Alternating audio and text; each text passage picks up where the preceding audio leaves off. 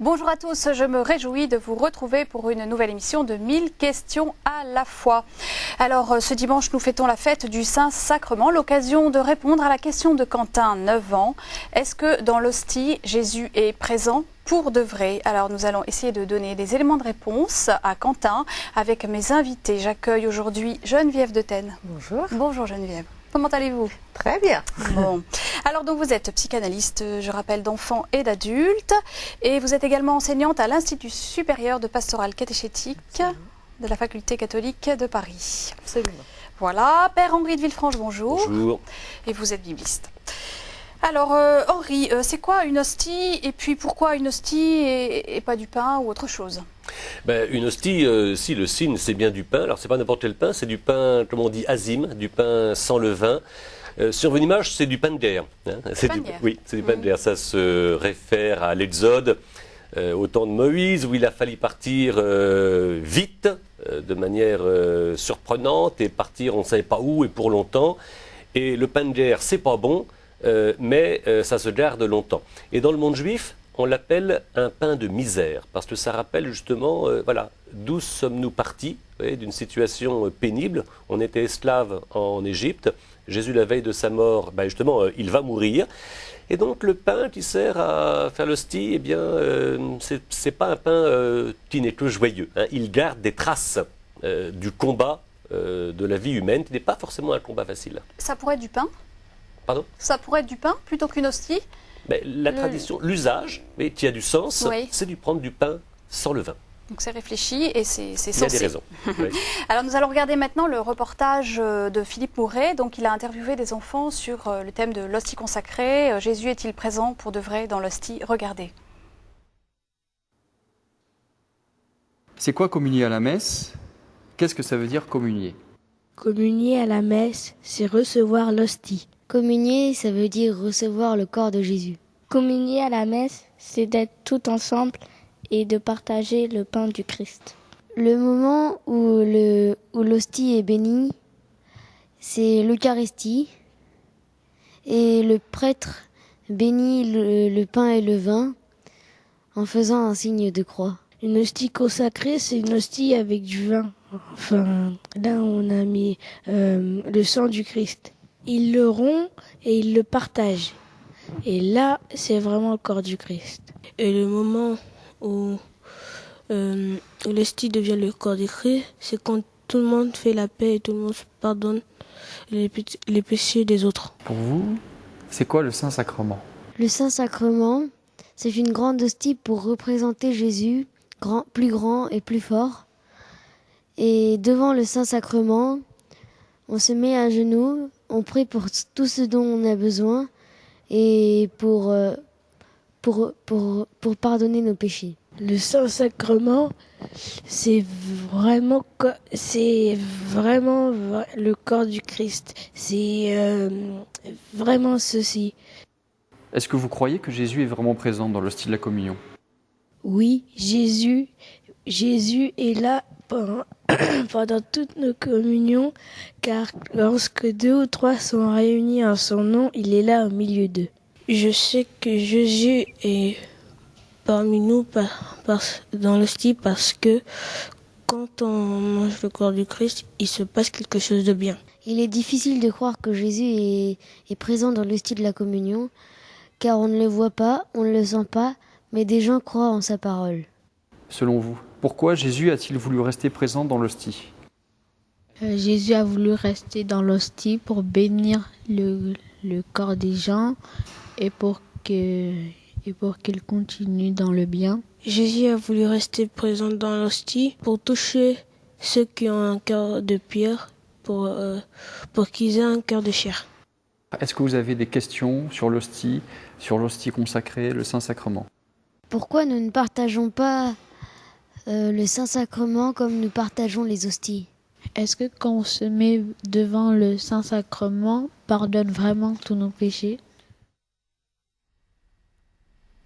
Dans l'hostie, Jésus est-il présent pour de vrai? Donc c'est la grande question de cette émission. Nous répondrons aux questions des enfants dans la deuxième partie sur le Saint-Sacrement. Quelques réactions? Henri? Eh bien, il y a des sentiments très élevés, hein, et puis il y a une approche d'un grand mystère, effectivement, notamment sur la présence. C'est une notion à la fois très sensible et en même temps qu'il faut approfondir. Alors justement, Geneviève, qu'est-ce qu'un enfant met derrière le mot présent pour de vrai? Alors pour l'enfant, c'est quelque chose c'est une expérience qu'il a et qui est très importante parce que on voit aujourd'hui un certain nombre de pathologies qui viennent d'enfants qui ont eu l'impression, par exemple, que leurs parents étaient là, mais que leurs parents ne les regardaient pas. On appelle ça l'expérience du regard vide. Et ça crée une pathologie qui s'appelle la psychose ou les états limites, qui est très grave parce que l'enfant se met en retrait de la vie. Cela veut dire que donc la présence de quelqu'un qui nous aime, qui nous regarde et pour qui on existe est totalement essentielle dans notre humanité pour pouvoir grandir à celle-ci. Et donc la présence réelle pour un enfant, c'est quelque chose de concret, de palpable. C'est quelque chose qui lui parle parce que il le vit au quotidien avec ses parents. On sait ce que c'est que le doudou. C'est quelque chose qui va symboliser les parents, mais qui en même temps va avoir de l'odeur, la consistance, donc quelque chose de réel de la part des parents. On connaît les histoires de Dolto qui disent « donnez un de vos vêtements qui a votre odeur à un enfant quand vous partez ». Donc c'est vraiment quelque chose qui représente, mais qui est la personne à la fois. Donc c'est une notion qu'ils vivent complètement. Et sur le plan religieux, c'est intéressant parce je suis frappée, moi, d'un certain nombre d'enfants que j'ai rencontrés qui ont eu des expériences spirituelles au moment de la consécration, dont ils ont très peu parlé, où ils ont vu quelque chose d'une lumière, où ils ont ressenti quelque chose d'une présence, mais voilà, qui nous dit peut-être que les enfants sont très proches de ces mystères-là. Et en tout cas, je le dirais aux enfants, devenez comme des enfants, je crois qu'ils ont une approche qui a à nous parler, qui a à nous enseigner, c'est-à-dire qu'ils sont tout à fait au cœur de ce mystère-là et qu'ils sont donc très sensibles à cette notion-là. C'est beaucoup moins vrai ensuite quand ils sont au niveau de la raison, qu'ils veulent comprendre, parce que je pense que c'est quelque chose dont on fait l'expérience, c'est pas quelque chose que l'on appréhende par la raison. Alors le réel, bon, il y a, en effet, comment dire, ils ont ce sens de la présence réelle, mais la foi est convoquée néanmoins, c'est pas palpable. Alors c'est pas palpable, la foi est convoquée, mais en même temps il y a une expérience, comme l'a dit cette jeune fille à un moment donné, il se passe quelque chose. Je crois à la présence réelle parce qu'il se passe quelque chose. Et je pense que la présence de Jésus, elle est opérante. Elle n'est pas forcément opérante sur notre mode à nous. Oui. Elle est opérante à sa manière à lui, mais si on est sensible à ça, si on est vigilant, moi je pense qu'il y a une action de l'Esprit Saint, il y a une action de la présence en nous. Donc c'est une expérience. Quel est le rapport de l'enfant à la présence réelle? Bien, la présence réelle, je crois qu'il y a une sorte d'analogie avec l'entourage, les parents et Dieu lui-même. Je crois avoir entendu, mais de vous aussi certainement Geneviève, qu'un enfant, ça m'a surpris la première fois, un enfant a besoin qu'on lui dise qu'on l'aime, qu'on est là, qu'il est beau, qu'il est ceci, qu'il est cela. Il n'y a pas d'évidence à cela. Il lui faut des signes. Alors, le signe, c'est le moyen privilégié pour qualifier un sacrement, et notamment le plus important qui est le Saint-Sacrement. C'est quand même une idée géniale de Dieu, qui n'est pas une idée. Vous voyez, Dieu, ce n'est pas une idée, c'est quelqu'un. Alors, même si, à travers l'Ancien Testament, ou même l'incarnation, même Jésus, s'il y a bien un acte de foi à faire, il y a quand même une réalité qui est expérimentée, qui est vraiment sensible. L'incarnation, c'est quand même pas une illusion. Et dans ce sens, on va dire que le Saint-Sacrement, c'est quand même une manière d'être présent à ceux que Dieu aime, qui connote quelque chose de reconnaissable. Voyez, et d'ailleurs, on peut dire que la foi, c'est un petit peu de l'ordre de la reconnaissance. Il y a un travail à faire. Je ne dis pas simplement connaître, hein. Reconnaître. D'ailleurs, ça va avec le dire merci. Hein. Mais l'idée de reconnaître, il faut faire un petit effort justement pour goûter les signes que Dieu nous accorde et qui fait qu'il y a une véritable rencontre. Moi, j'aime beaucoup l'idée d'une rencontre qui se passe effectivement à la messe Alors, il y a des gestes très importants, et c'est pour ça qu'il y a un rituel qui peut aider à cela. Et puis, quand on peut faire sa communion, il y a qu'à voir les enfants qui viennent. Moi, j'aime beaucoup quand ils viennent, alors soit pour communier, mais même quand ils viennent maintenant avec un geste pour se faire bénir, là, vraiment, c'est pas un geste banal. On cherche la communion et c'est réel, oui. À ce que vous disiez, il y a vraiment quelque chose qui moi me paraît important, c'est qu'effectivement, les enfants, ils ont besoin qu'on leur dise « je t'aime », mais si ce « je t'aime » n'est pas habité par une réelle attention à l'enfant, une réelle rencontre, l'enfant sait très bien que c'est faux. C'est pas pour de vrai. Voilà, et que du coup, ça va créer quelque chose de négatif. Donc, vraiment, l'Eucharistie, c'est Dieu qui nous prend au sérieux et qui dit « je te rencontre, tu as du prix à mes yeux, je vais venir en toi et je vais agir en toi ». Encore faut-il l'accueillir, oui. Effectivement, dans la foi. Alors, il y a différents modes de présence du Christ aujourd'hui. Quels sont-ils? Oui, d'ailleurs, ça a été dit par les enfants, plus ou moins instinctivement, en disant que le moment important à la messe, c'était quand tout le monde était là, ensemble, et partageait la paix. Oui. Alors, ça, c'est tout à fait réaliste. D'ailleurs, quand on parle de corps du Christ, il y a, en théologie, il y a deux niveaux, oui, qui sont à la fois la présence sacramentelle dans l'hostie, et puis il y a le corps du Christ qui est la communion des croyants qui sont rassemblés et qui constituent par leur foi, mais aussi par leur charité, par leur présence, eh bien, le corps dont le Christ est la tête. Donc il y a vraiment, alors là, sur ces deux niveaux, il y a une véritable communion, une véritable présence, alors de Dieu à nous et de nous à Dieu, à chaque fois par la médiation du Christ. Alors en même temps, cette présence à la fois sacramentelle et cette présence, disons, ecclésiale, oui, de cette communion interpersonnelle, elle se décline après en plusieurs gestes, en plusieurs modalités. C'est pas simplement pendant quelques minutes, non, ça peut vraiment se maintenir, grandir, s'approfondir et donner des fruits très heureux. Alors on dit aussi que le Christ est présent dans l'autre. Oui, mais par exemple, c'est oui, ça que vous voulez dire? Pas n'importe comment. Ouais. Hein. Et même dans la fameuse phrase, là où deux ou trois sont réunis en mon nom, oui, mais à quoi faire? Pas simplement à prendre le thé. Hein. Il y a un enracinement dans le monde juif. Hein. Là où deux ou trois sont assidus à étudier la Torah, oui, donc notamment à écouter la parole de Dieu, je suis au milieu d'eux. Oui, en mon nom. En mon nom, mais donc à écouter ce qu'il dit, à imiter ce qu'il fait, il y a une véritable présence aussi. Alors qu'est-ce qu'elle a d'unique et de plus réel que les autres modes de présence, l'Eucharistie? Ça c'est un choix de Dieu, c'est un choix du Christ lui-même, qui est un petit peu dans la logique d'une approche de plus en plus profonde. Vous voyez, Dieu est déjà présent à son peuple dans l'Ancien Testament. Après vous avez l'incarnation, donc là encore il y a une présence encore plus sensible, plus profonde, plus donnée.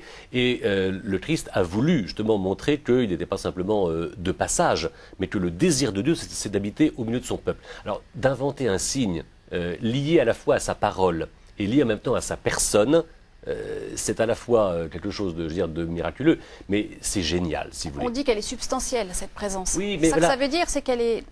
Elle est sensible, enfin, elle est oui, réelle. Elle est surtout, il y a une idée de totalité. C'est toute la personne qui est là. Il y a à la fois ce qu'il dit, parce que le pain, c'est en même temps son enseignement. Oui. Mais en même temps, il dira, le pain que je donne, mon enseignement, mon évangile, c'est moi tout entier. Oui. Donc là encore, c'est pas des idées, c'est quelqu'un. Et je crois que, alors là, on pourrait en parler, mais dans l'éducation, dans la catéchèse, si vous voulez, l'idée d'être en relation avec non pas un savoir, ou des idées, mais quelqu'un, c'est quand même un début de la catéchèse. Et c'est aussi ce qui nous différencie des religions orientales.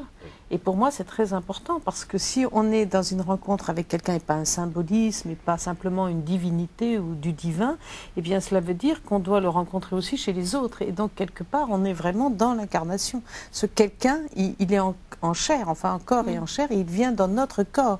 Donc il y a quelque chose, nous, à habiter dans notre corps pour être le temple de cette Eucharistie et de Dieu qui nous met vraiment dans notre réalité quotidienne et pas simplement en retrait, en lien avec une divinité.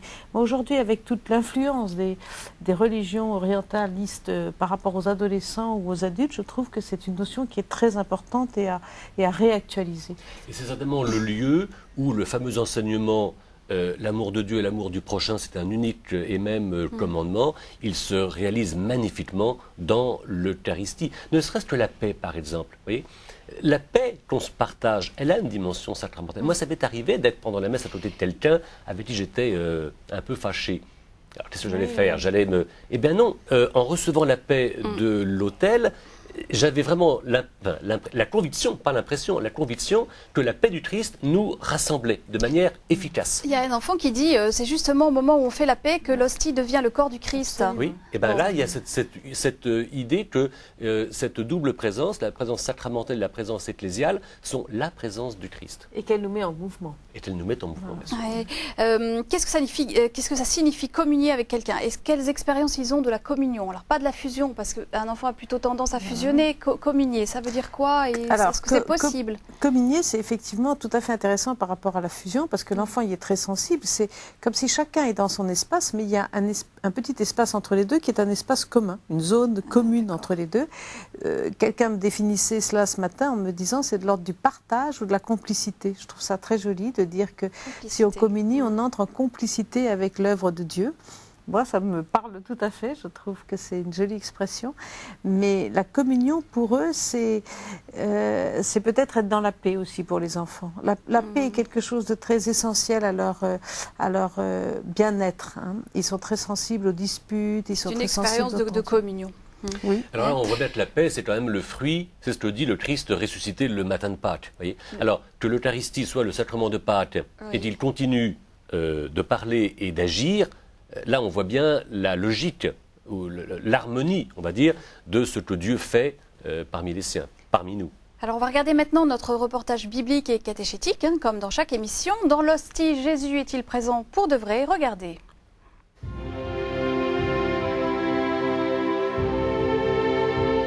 La Bible accorde une grande importance au pain. C'est le moyen de subsistance essentiel à partager. Mais il est d'abord un don de Dieu. Durant l'épreuve du désert, le Seigneur rassasie son peuple avec de la manne, une sorte de pain tombé du ciel. Dans l'Ancien Testament, le pain est aussi le signe de la loi que Dieu donne à Israël pour une vie en abondance. Dans l'Évangile, Jésus nourrit la foule en multipliant les pains. Dans la prière du Notre Père qu'il enseigne à ses disciples, le pain représente tous les dons qui sont nécessaires pour vivre. Donne-nous notre pain de ce jour. Bien plus, le pain est le signe du plus grand des dons, celui du Christ lui-même. Avant de remonter vers son Père le jour de son ascension, Jésus promet à ses disciples de demeurer au milieu d'eux. « Voici que je suis avec vous tous les jours jusqu'à la fin des temps. » Depuis, Jésus est présent à son Église, quand 2 ou 3 sont réunis en son nom, pour prier, partager sa parole et pratiquer la charité. Il est aussi présent dans ses sacrements, mais il est présent d'une manière unique dans le sacrement de l'Eucharistie, dans le pain et le vin consacré. Au cours de la messe, le changement du pain en corps du Christ et du vin en sang du Christ s'opère par les paroles de consécration prononcées par le prêtre et par l'action de l'Esprit Saint. Le prêtre supplie le Père d'envoyer son Esprit Saint en disant « Sanctifie ces offrandes en répandant sur elles ton Esprit, qu'elles deviennent pour nous le corps et le sang de Jésus, le Christ, notre Seigneur. » Cette action de Dieu s'appelle la transsubstantiation. Malgré la permanence de leur apparence, il se produit un changement de toute la substance du pain et du vin en la substance du corps et du sang du Christ. Le Christ, Dieu et homme, se rend présent tout entier. C'est la foi seule, dit saint Thomas, qui nous fait reconnaître la présence véritable du corps et du sang du Christ dans ce sacrement. Ne va pas te demander si c'est vrai, déclare saint Cyril, mais accueille plutôt avec foi les paroles du Seigneur, parce que lui, qui est la vérité, ne ment pas. En effet, au cours de son dernier repas, le Seigneur a dit « Prenez et mangez, ceci est mon corps livré pour vous. Buvez-en tous, car ceci est mon sang. » Il n'a pas dit « Ceci est le symbole de mon corps, ceci est le symbole de mon sang. » Quand le Christ a quitté les siens sous sa forme visible, il a voulu leur donner sa présence sacramentelle, c'est-à-dire des signes sensibles et efficaces qui communiquent son amour. Ainsi, quand on communie, le Christ nous nourrit et transforme notre cœur en nous unissant à lui et aux autres.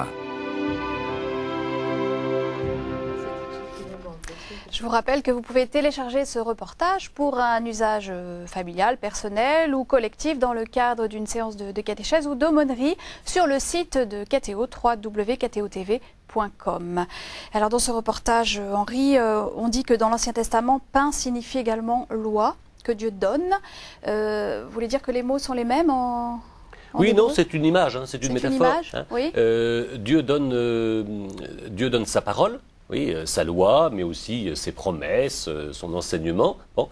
Et il donne aussi du pain dans le désert, etc. Et la parole qu'il donne prend l'image d'un pain que l'on va manger, que l'on va assimiler, qui va pénétrer profondément en nous. Comme on dit, je bois ou je mange les paroles de quelqu'un. Oui. Oui, c'est intéressant. Alors, ce qui est génial, c'est que, il y a l'aspect, comme on dit, de métaphore ou d'image. Ce qui est génial, c'est que dans le Nouveau Testament, avec Jésus, et notamment dans ce qu'on appelle dans le discours du pain de vie, la métaphore devient réaliste. Et Jésus dit, voilà mon pain, donc au début c'est son évangile, après il dit, c'est moi. Vous voyez, il n'y a pas de, entre ce que Jésus dit et est, il n'y a pas de différence. Vous voyez. C'est notre problème à tous, entre ce qu'on dit ou ce qu'on fait et puis ce qu'on est profondément. Voilà, si je disais et si je faisais tout ce que je suis en tant que baptisé, ça serait que des merveilles, mais j'ai un peu de mal à le faire, un peu de mal à le dire. Jésus, lui, voyez-vous, il est totalement impliqué dans ce qu'il fait, dans ce qu'il dit et dans la manière d'aimer. Voilà, c'est la perfection. Et du coup, il y a un côté réaliste à ce pain. C'est tout Jésus. C'est tout Jésus. Consommons. On va parler du Saint-Sacrement. Alors les enfants de demander, quand on se met devant le Saint-Sacrement, est-ce que tous nos péchés sont pardonnés? Ou finalement, qu'est-ce qu'on fait devant le Saint-Sacrement? C'est pas idiot. Pas idiot. C'est pas idiot. C'est pas idiot. Dans la mesure où, comme en témoigne et l'enseigne l'apôtre Pierre, la charité couvre une multitude de péchés. Voyez. Alors, c'est pas sacramentel, on va dire, mais c'est vrai que quand on est en présence du Christ, on est en présence de quelqu'un, de Dieu lui-même, qui dans le Christ vient nous manifester, nous dire et nous manifester son amour, et que ça nous rend, je dirais, amoureux, et que du coup, ça évacue le péché. Quand on va prier devant le Saint-Sacrement, on n'a pas envie de pécher. Le péché semble absurde, semble étranger, parce que justement, on est complice ou familier de cette présence qui est bienfaisante, pacifiante, et on est vraiment soi-même. Et alors, trop souvent, quand on s'acoquine justement, quand on se rend complice mais du péché, vous voyez, quand on flirte avec le péché, finalement, est-ce qu'on est vraiment soi-même? Moi, je crois que je suis plus vrai en priant devant le Saint-Sacrement que quand je suis dans la rue à penser à autre chose. Mais je crois il faut aussi revaloriser la prière de fait devant le Saint-Sacrement.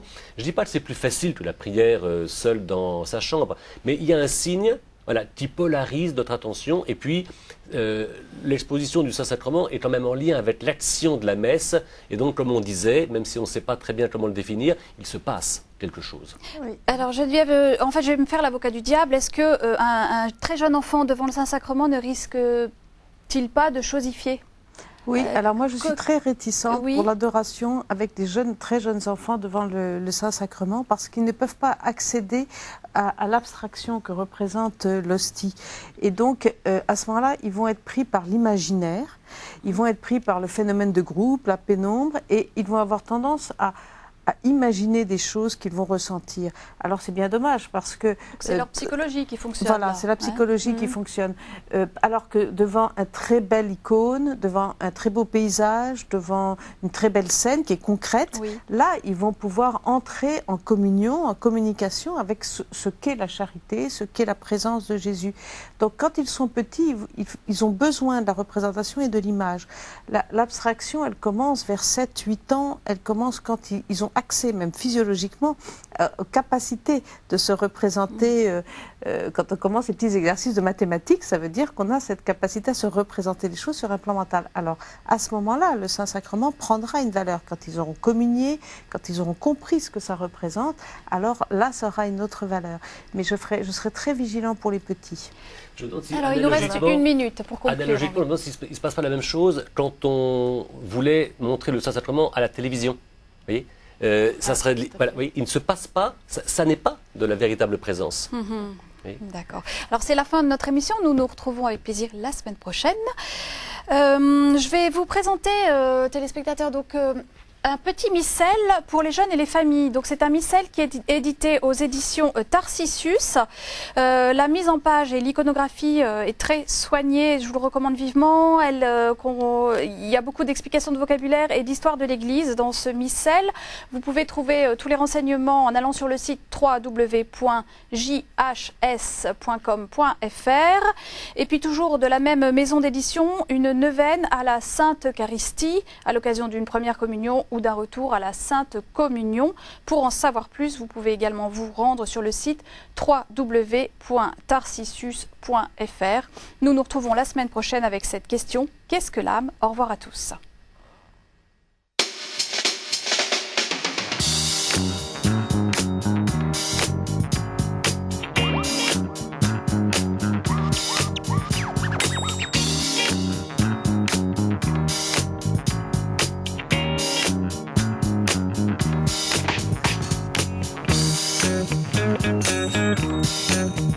Thank you.